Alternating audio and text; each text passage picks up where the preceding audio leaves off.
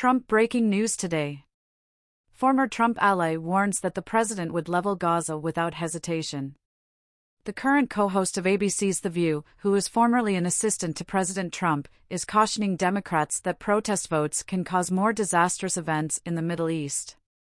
President Trump's handling of the continuing conflict in Gaza between Israel and Hamas, which swiftly escalated following the October 7 terrorist attacks, has drawn scrutiny from many within the Democratic Party, although Joe Biden is on track to face the presumptive Republican nominee in a rematch of the 2020 election. To show their disapproval of the policies of the Biden administration. 48,091 Wisconsin voters chose the uninstructed option on Tuesday's ballot, making up 8.3% of the Democratic vote.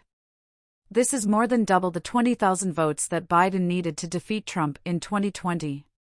While fewer people in other states have cast uncommitted ballots, over 100,000 Democratic voters in Michigan did so last month. There was a larger margin of protest votes, the kind of votes that would have resulted in a ceasefire in Michigan, than Joe Biden's margin of victory in Michigan in 2020, according to the findings in Wisconsin and Michigan.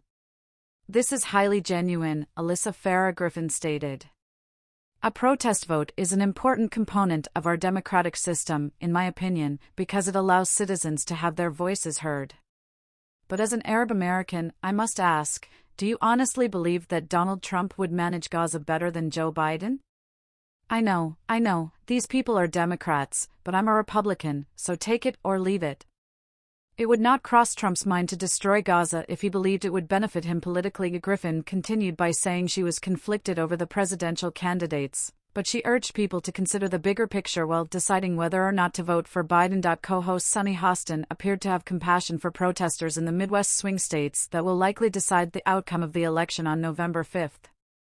I don't think that you can tell people whose families have been murdered, whole entire lines of their families have been murdered, over 32,000 people, women and children the majority, that, well, but if Trump wins, it would be worse, Hostin said, bringing up the large Muslim population in Michigan and the billions of dollars in foreign aid flown to Israel by the United States.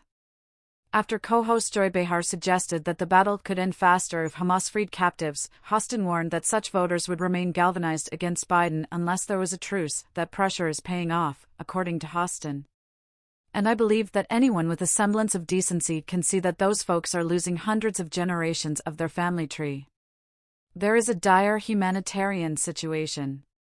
Monday, an Israeli bomb murdered 7 workers of the organization World Central Kitchen, which was created by Spanish chef José Andrés. The workers were exiting a warehouse where they had unloaded some of the over 100 tons of humanitarian food that had been sent to Gaza by boat. Andrés revealed to Reuters' Jeff Mason on Wednesday that his nonprofit organization was intentionally targeted and raised concerns about the United States' ability to provide aid and military support to Israel.